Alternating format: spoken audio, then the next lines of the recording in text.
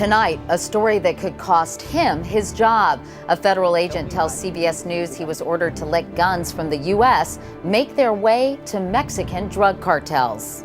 I'm Katie Couric. Also tonight, President Obama's message to Gaddafi. The violence must stop. Muammar Gaddafi has lost legitimacy to lead, and he must leave. And sea otters under attack from sharks and something more mysterious. From CBS News World Headquarters in New York, this is the CBS Evening News with Katie Couric. Good evening, everyone. They are two presidents leading a war against a common enemy, Mexican drug cartels. President Obama welcomed Mexico's President Felipe Calderon to the White House today, and Mr. Obama said the two countries are making progress against drug gangs. To combat the southbound flow of guns and money, we are screening all southbound rail cargo, seizing many more guns bound for Mexico, and we are putting more gun runners behind bars. But one of the men on the front lines of the drug war is telling a very different story to CBS News, making an accusation that could cost him his job. An agent with the Bureau of Alcohol, Tobacco, and Firearms claims the agency has a policy that is actually putting guns in the cartel's hands. Here's investigative correspondent Cheryl Atkinson. John Dodson, a federal agent, says what he was asked to do was beyond belief. You were intentionally letting guns go to Mexico. Yes, ma'am. I mean, the agency was. An alcohol, tobacco, and firearms senior agent assigned to this Phoenix office since 2010, Dodson's job is to stop gun trafficking across the border. Instead, he says he was ordered to sit by and watch it happen. Investigators call the tactic letting guns walk, in this case into the hands of criminals who would use them in Mexico and the U.S. Dodson's bosses say that never happened. Now he's risking his job to go public. I'm boots on the ground here in Phoenix and telling you we've been doing it every day since I've been here. Here I am. Tell me I didn't do the things that I did. Tell me you didn't order me to do the things that I did. Tell me it didn't happen. Now you have a name on it, you have a face to put with it. Here I am, someone now. Tell me it didn't happen. Agent Dodson and other insiders say the gun-walking strategy was approved all the way to the Justice Department. The idea was to see where the guns ended up, build a big case, and take down a major cartel. And it was all kept secret from Mexico. ATF named the case Fast and Furious. He's got a whole bunch of cases. This surveillance video obtained by CBS News shows suspected drug cartel suppliers carrying boxes of weapons to their cars at a Phoenix gun shop. Those long boxes being loaded into the red car are AK-47 type assault rifles. He's already begun carrying another, appears to be 5 boxes of hard case Pelican that would hold a pistol. So it turns out ATF not only allowed the guns to walk, they videotaped it.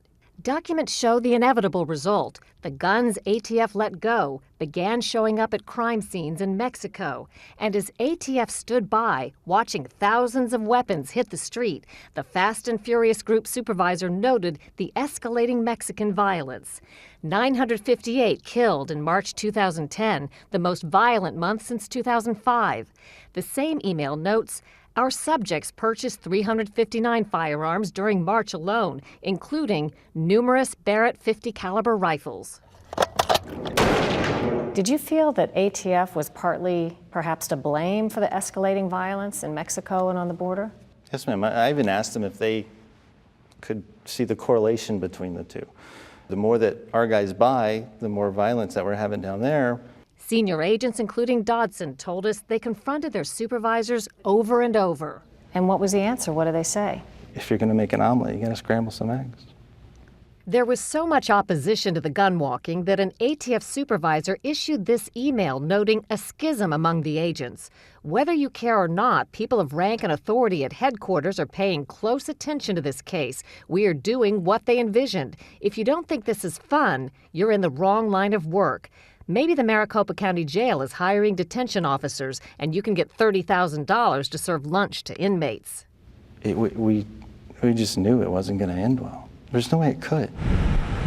Then, on December 14, 2010, Border Patrol agent Brian Terry was gunned down. Dodson got the bad news from a colleague. And they said, "Did you hear about the Border Patrol agent?" And I said, "Yeah." And they said, "Well, you know, it was one of Fast and Furious guns." And there's really not much you can say after that.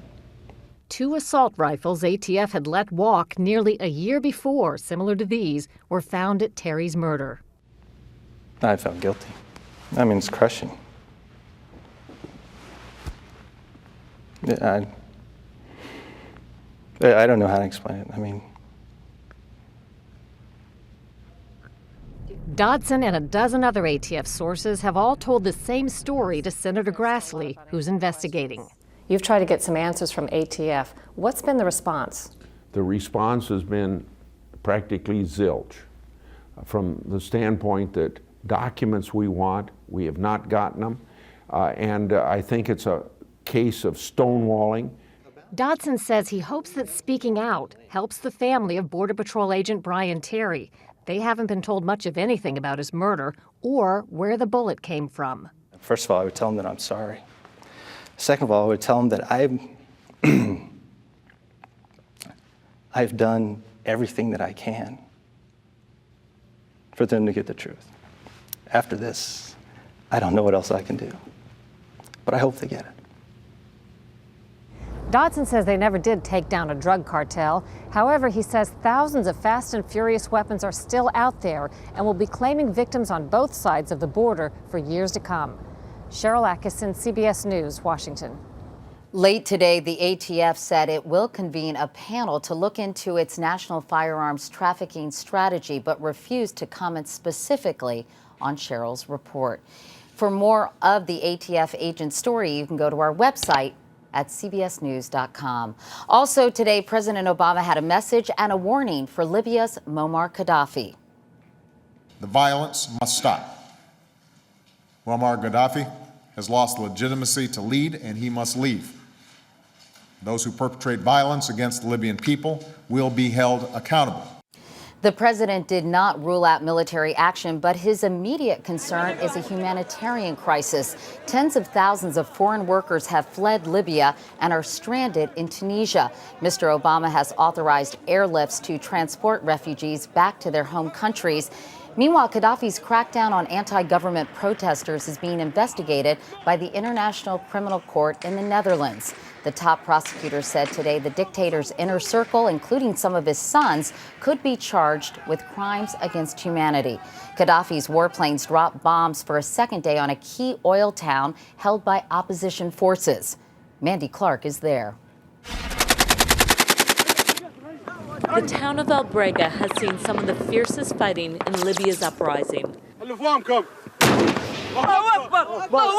Pro-government forces took the town briefly yesterday, but they have now been pushed down the road to the west.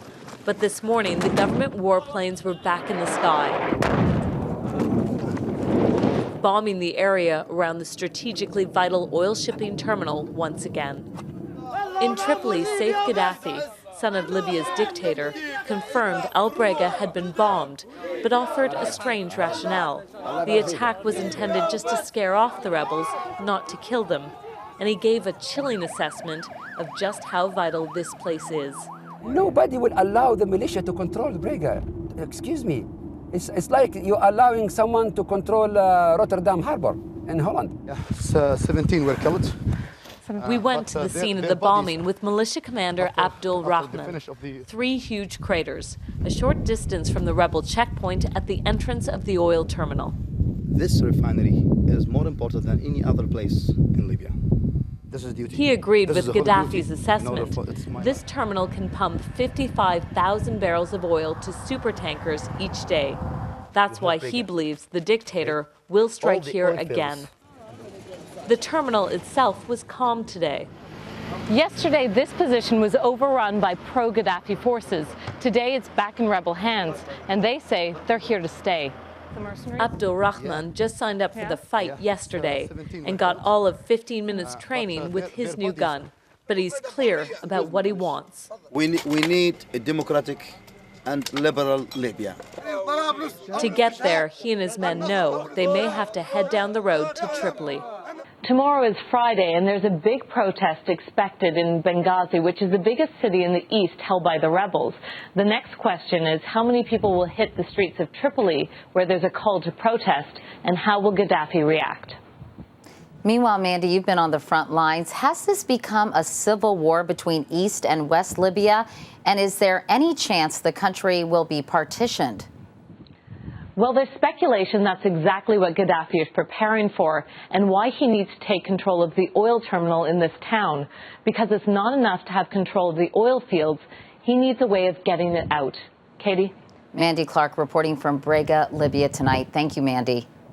We have new details about the suspect in the attack yesterday on a group of American airmen in Germany. It appears 20-year-old Arid Uka had a grudge against the U.S. military. Sources tell CBS News that when he was arrested, Uka said, quote, "They are at war with us." Uka, a radical Muslim, opened fire on the airmen while they were in a bus at the Frankfurt airport, killing 2 and wounding 2 others. Investigators believe he acted alone and is not connected to any terror group. And there's an update tonight in a case that's become a real black eye for the Navy. It involves a series of lewd tapes made on board an aircraft carrier. The ship's captain had already lost his job, and as David Martin reports, several top officers are about to lose theirs. 25 raunchy videos, which began as an embarrassment for the Navy, today produced a bloodbath. Investigators recommended 5 senior officers, including a 3-star admiral, for career-ending letters of reprimand. It would have been 6, but 1 had already retired. Admiral John Harvey flatly rejected claims the videos were intended as morale boosters for the ship's crew. Navy leaders are not popular entertainers, but professionals vested with extraordinary military authority who must be held to a higher standard. Captain Owen Honors, the former executive officer of the aircraft carrier Enterprise and star of XO Movie Night, has been recommended for separation from the Navy. The videos were part gag reel, part instruction. Please drink a lot of water, stay hydrated out there. But Honors knew they were offensive. Because there's a really good chance you're going to be offended tonight. The admirals were reprimanded for condoning the videos, even though Honors began each one by claiming tongue-in-cheek they were innocent. The captain and the admiral, they don't know anything at all about the content of the video or the movie this evening. 34 other crew members were cautioned or warned about poor judgment, but they will all be able to continue with their careers. Katie? David Martin at the Pentagon. David, thank you. And still ahead here on the CBS Evening News, adorable and endangered, the mysterious threat to sea otters in California.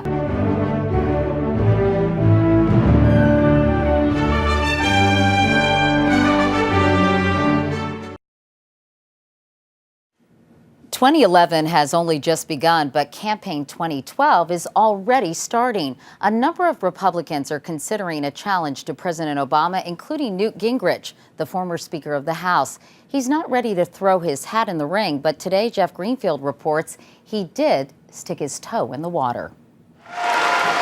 And they're off and running, sort of. Will you be running for president in 2012? They're speaking, they're meeting, they're writing books, but what the likely Republican contenders haven't done is to take any formal step toward launching a presidential campaign. Last month, for example, former House Speaker Newt Gingrich sure looked like a candidate, entering a big conservative meeting triumphantly to the theme of Rocky.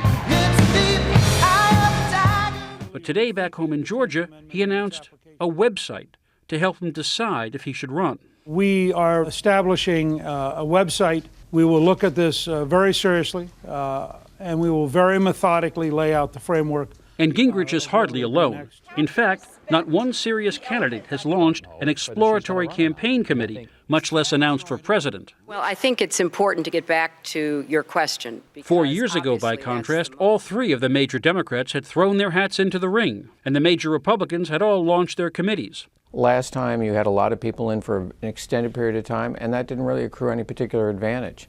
In fact, many of the possible contenders are already well known. Huckabee, Romney, and Palin all ran national campaigns last time. Newt Gingrich has been a national figure for 2 decades. This is a contract with Americans for America. There are personal considerations as well. Mike Huckabee is making real money for the first time in his life with a TV show and speeches. So is Sarah Palin.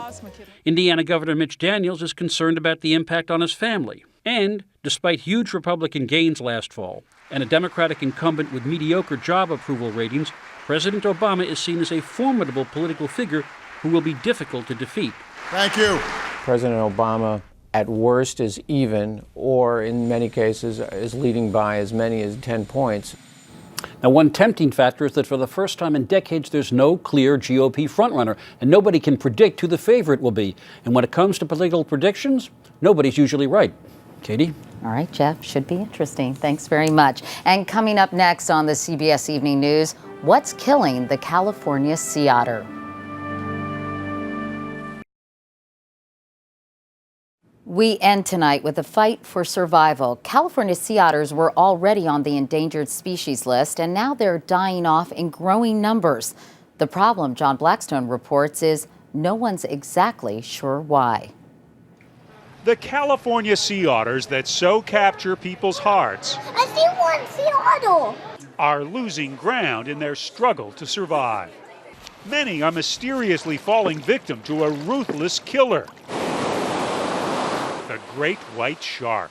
This year was an alarming number of white shark attacks that we identified. I think the jury's still out on A, what it means, and B, why it happens. It's puzzling because the sharks don't eat the otters, but one bite is enough to kill them. And it's one reason for a worrying decline in the number of California sea otters. The latest count of this threatened species shows their population dropped to just over 2,700, a decline of more than 3.5%. The number of sea otter pups, which represent the future of the species, is down 11%. This is a female that died right around the time that she was about to give birth. When otters die, they often end up in veterinarian Melissa Miller's lab, a kind of crime scene investigation for otter deaths. Sharks are not the only problem. We know something's happening where otters that are prime-aged animals are dying of heart failure. Since sea otters spend their lives right along the coast, their health can be affected not only by what's happening in the sea, but also by what's happening on land. It's a complex, often puzzling interaction. Heart disease could be linked to the otter's voracious appetite that makes it vulnerable to toxic runoff from the land, says Tim Tinker of the U.S. Geological Survey, who tracks the otter's food supply. Disease-causing parasites are going to end up in the ocean there, and sea otters are at the top of that food chain. For a while, in the effort to keep up the population, abandoned sea otter pups were hand-raised by human surrogate mothers. It did not work. Though frustrated, researchers continue to study otters, capturing them to look for signs of malnutrition and disease. Still hoping to save an animal that remains better loved than it is understood. John Blackstone, CBS News, Monterey Bay. And that's the CBS Evening News for tonight. I'm Katie Couric. Thank you for watching. I'll see you back here tomorrow. Good night.